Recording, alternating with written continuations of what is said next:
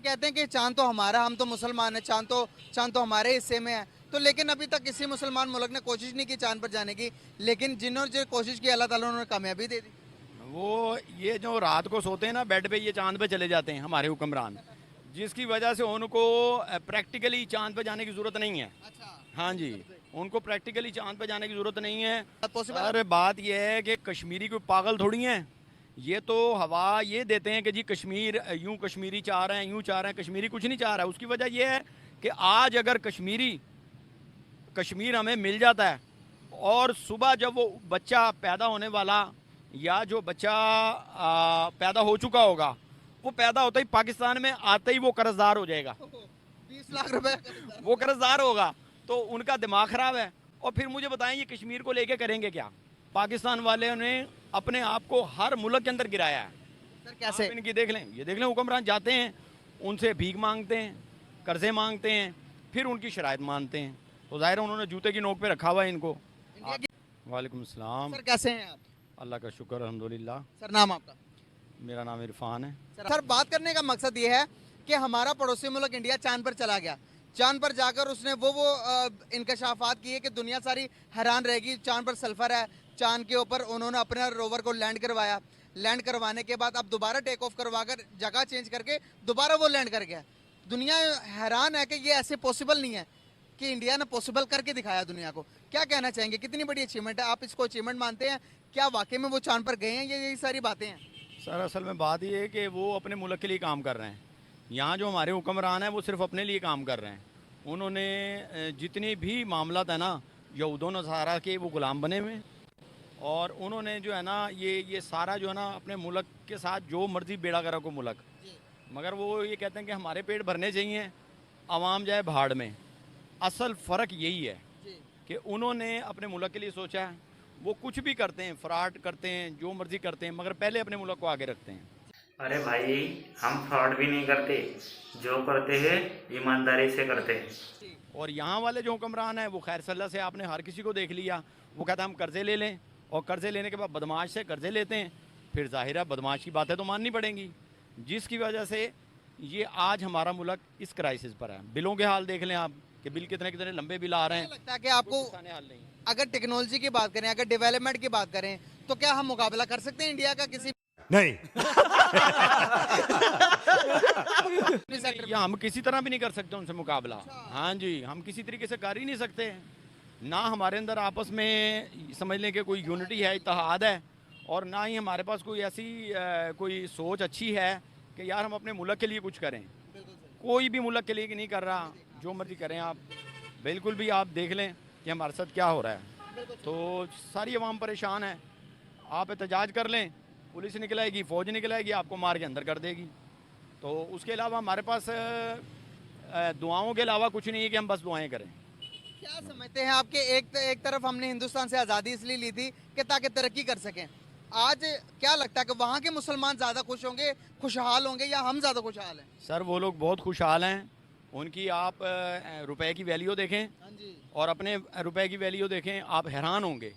तो वो तो बहुत आगे हैं।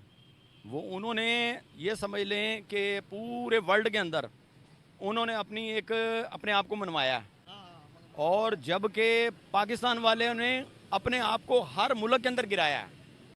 ये बड़ी अच्छी बात कही आप। सर कैसे? आप इनकी देख लें, ये देख लें, हुक्मरान जाते हैं, उनसे भीख मांगते हैं, कर्जे मांगते हैं, फिर उनकी शराइत मानते हैं। तो जाहिर है उन्होंने जूते की नोक पे रखा हुआ है इनको। इंडिया की इज्जत क्यों? इंडिया की इज्जत इसलिए है कि वो आप देखें, उन्होंने जितनी भी उनकी अशियाँ हैं वो देख लें, उनकी कोशिश होती है हम अपनी खुद बनाएं। और ये लोग ये कहते हैं कि हम सुई भी बाहर से ले लें, बल्कि अपनी जो अशियाँ हैं वो बाहर भेजते हैं, और बाहर से फिर वो इंपोर्ट करके तो अपने मुल्क में लेके आते हैं। यानी कि समझ लें कि 100% महंगी फिर ये आवाम को बेचते हैं। तो ऐसे तो नहीं ना फिर मुल्क चलेंगे। सर हम कहते हैं कि चांद तो हमारा, हम तो मुसलमान है, चांद तो हमारे हिस्से में है, तो लेकिन अभी तक किसी मुसलमान मुल्क ने कोशिश नहीं की चांद पर जाने की, लेकिन जिन्होंने जो कोशिश की अल्लाह ताला उन्होंने कामयाबी दे दी। वो ये जो रात को सोते हैं ना बेड पे, ये चांद पे चले जाते हैं हमारे हुक्मरान, जिसकी वजह से उनको प्रैक्टिकली चांद पे जाने की ज़रूरत नहीं है।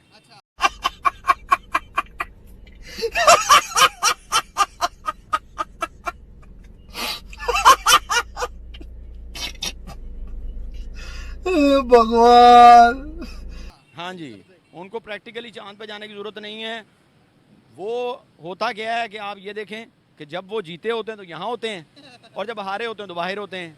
अब ये आप हर हुक्मरान को दिखा के देख लें, और जो यहाँ रहेगा वो फिर जेल के अंदर होगा। अब मकसद कहने का ये है कि इतनी बातें करने का मकसद वैसे तो कोई नहीं है, क्योंकि उसका हल कोई नहीं है, हल कोई नहीं नजर आता। निकलेगा इंशाल्लाह। हम यहाँ से पीस पैदा करेंगे, हम यहाँ से अपनी आवाज़ निकालेंगे, आवाज़ देंगे दुनिया को, और दुनिया हमारी सुनेगी भी, आपकी सुनी भी जाएगी। सर, बात करने का पर्पस ये है कि हमने इंडिया के साथ 4 जंगें लड़ ली, 4 जंगें लड़ने के बाद भी कोई नतीजा नहीं निकला। अभी भी हमारे जो निगरान वज़ीर आज़म जो है वो कहते हैं कि भाई इंडिया के साथ हम सुलह करना चाहते हैं, लेकिन फिर बीच में कश्मीर का मसला घुसेड़ लेते हैं। पाकिस्तानियों को अपने मुल्क के बारे में सोचना चाहिए।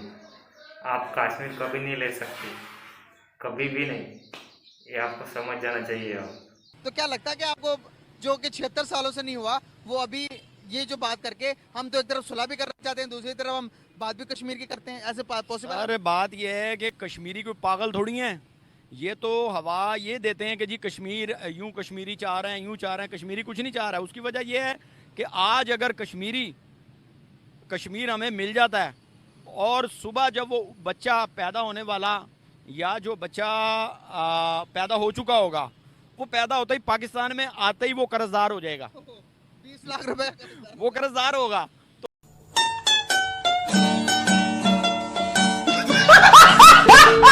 तो उनका दिमाग खराब है। और फिर मुझे बताएं ये कश्मीर को लेके करेंगे क्या? इन्होंने कराची लिया, कराची को लेके महाजिर कहते हैं हमारा टोटंग है, वो हम तो कहते हैं टोटंग। अरे छोड़ें, इससे बेहतर ये है कि इंडिया से हालात बेहतर करने। उन्होंने कहा भाई कश्मीर रखो, मगर अपने जासूस भी अपने पास रखो और हमारे मुल्क को नुकसान ना पहुंचाओ। बम धमाके भी अपने पास रखो, अपने पास रखो, हमसे सुलह रखो। वो तो कहते हैं क्रॉस बॉर्डरिंग टेररिज्म तो पाकिस्तान करता है। देखें जी, वो तो कहेगा, जब यहाँ से लोग जाके करेंगे तो वो तो कहेगा। बात ये है कि आप दे दो कश्मीर उनको, आपके अंदर हिम्मत ही नहीं है लेने की। ये सारी बातें हैं कि जी हम यूं कर रहे हैं, कुछ भी नहीं होना। आप कभी भी नहीं ले सकते उनसे कश्मीर। ये सारी, आपको नहीं लगता कि जितना हम बजट में अपना 85% वेस्ट कर रहे हैं, बजट में लगा रहे हैं, आज अगर इंडिया के साथ हमारे मसले सॉर्ट आउट हो जाएं तो वो बजट के पैसे भी रोजगार में लगेगा, बच्चों की तालीम के लिए लगेगा, हम डेवलप कंट्री नहीं बन जाएंगे? ऐसे ही है, बिल्कुल ऐसे ही है। ये मगर होने कौन नहीं दे रहा? और सारे ये खुद ही ये सारे मिलके प्लानिंग बनाते हैं कि भाई पहले ऐसे करेंगे तो फिर ऐसे हो जाएगा, ऐसे करेंगे तो ऐसे हो जाएगा। उसकी वजह ये कि देखें, सबको समझ में आ रहा है कि कश्मीर हम नहीं ले सकते। ऐसे ही अपनी वो बल्लबाजियाँ मारनी।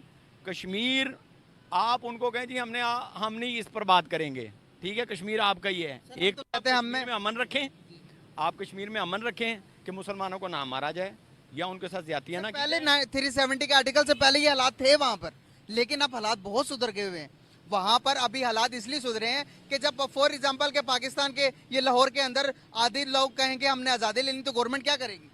रोकेगी ना उन्हें? जाहिर है उनको रोकेगी। तो जब हालात उनके 370 के आर्टिकल के बाद उन्होंने जब अपना हिस्सा उन्हें डिक्लेयर कर दिया, तो अब वहाँ पर इन्वेस्टमेंट पे इन्वेस्टमेंट, वहाँ पर तरक्की पे तरक्की। दुनिया हैरान है। एमआर कंपनी जो कि दुबई की कंपनी है, वो वहाँ पर सबसे बड़ा मॉल बना रही है एशिया का। सर अब ये तो देखें ना, ये इन लोगों को सोचना चाहिए कि हम इस झगड़े को छोड़ के अपने हमसाए मुल्क के साथ ताल्लुकात बेहतर करने की कोशिश करें, जिसकी वजह से पाकिस्तान में अमन हो। सर यहाँ पर एक और बात भी करते हैं हम कि हम जज्बा बहुत ज्यादा, हम उनसे कश्मीर भी ले लेंगे, हम उनसे हिंदुस्तान भी ले लेंगे। हाँ यार, ये कौन सा जज्बा है इनका? अब तक कश्मीर नहीं ले सके और बात हिंदुस्तान लेने की करते हैं। हाँ जी, ये ले लेंगे। आपने देखा ना, ख्वाब में रात को सोएंगे, सुबह कश्मीर इनके पास होगा। ये शायद ऐसा चाहते हैं।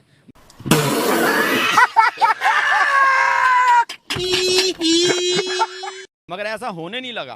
क्यों सर, क्यों नहीं होता? उसकी वजह ये है कि ना आपके पास पावर है, ना आपके पास यूनिटी है। आप क्या करेंगे? अब एक हुक्मरान आता है, वो सारी जो 5 साल हैं वो पूरे के पूरे 5 साल वो इसमें गुजार देता है कि जी ये कर गया, ये कर गया, इसने बेड़ा कर दिया, ये लूट के खा गया, ये चोर हैं, ये डकैत हैं। बस वो सर पावरफुल आर्मी है, मगर आर्मी काम करेगी तो फिर बात है ना, आर्मी को या काम करने देंगे?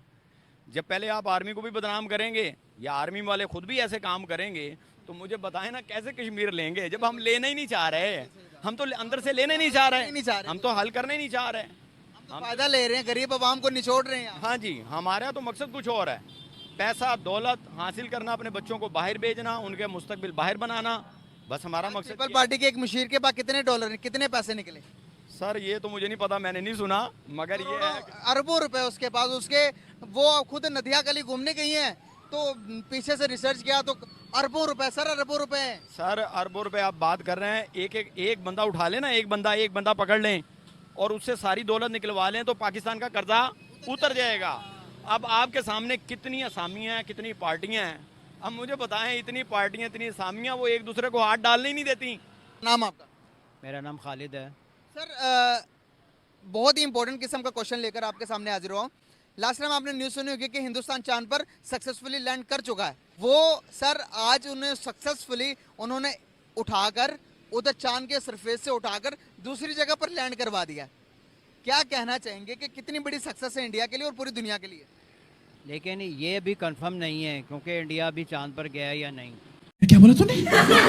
इससे पहले की जो उसकी इजाज़त हैं वो भी शो नहीं कर पाती कि वो वाकई गया है चांद पर। तो पूछ भी ऐसे आदमी को रहा है जो पहले से ही सदमे में है, उसको खाने को रोटी नहीं मिल रही, वो घर से आटा लेने निकला है, उसको कैसे पता होगा इंडिया चांद पर गया है या नहीं? इधर एक पूरी दुनिया तस्दीक कर रही है कि वो चांद पर चले गए हैं। अमेरिकन आप एजेंसी देखेंगे नासा, उसके बाद स्पेस एक्स देखेंगे, यूरोपियन आप एजेंसी देखेंगे स्पेस, तो सर वो भी कह रहे हैं कि वो चांद पर चला गया। तो अब हमें किस चीज़ की तस्दीकें चाहिए? मेरा इस सिलसिले में ये कहना है कि बाकी लोग इस मुल्क का इसलिए साथ दे रहे हैं कि वो हिंदू हैं और मुसलमानों से वैसे ही सबको जेलसी होती है। भाई इसको आटा लेके दे और जल्दी से घर भेज दे, नहीं तो ये ऐसे ही बकवास करता रहेगा। और क्योंकि अंग्रेज़ों या कोई भी आप गैर मज़हब को ले लें, उनको सबको ये है कि मुसलमान जहाद के नाम से हमें मारना चाहते हैं या जो कुछ भी करना चाहते हैं, तो वो दूसरे लोग उनका साथ देते हैं, मुसलमानों को कोई भी लोग साथ नहीं दे रहे हैं। कौन है ये लोग? कहां से आते हैं ये? सर आप मुसलमानों के ये बात कर रहे हैं, ये तो लोग हंसेंगे हम पर इस तरह की बात सुनकर, लेकिन फिर भी मैं आपको बताना चाहूँगा कि आज तक अगर कोई भी मुस्लिम कंट्री ने चांद पर जाने की कोशिश यही तक नहीं की। आज देखें कि हमारे झंडे पर चांद है, लेकिन इंडिया ने अपना झंडा चांद पर पहुँचा दिया।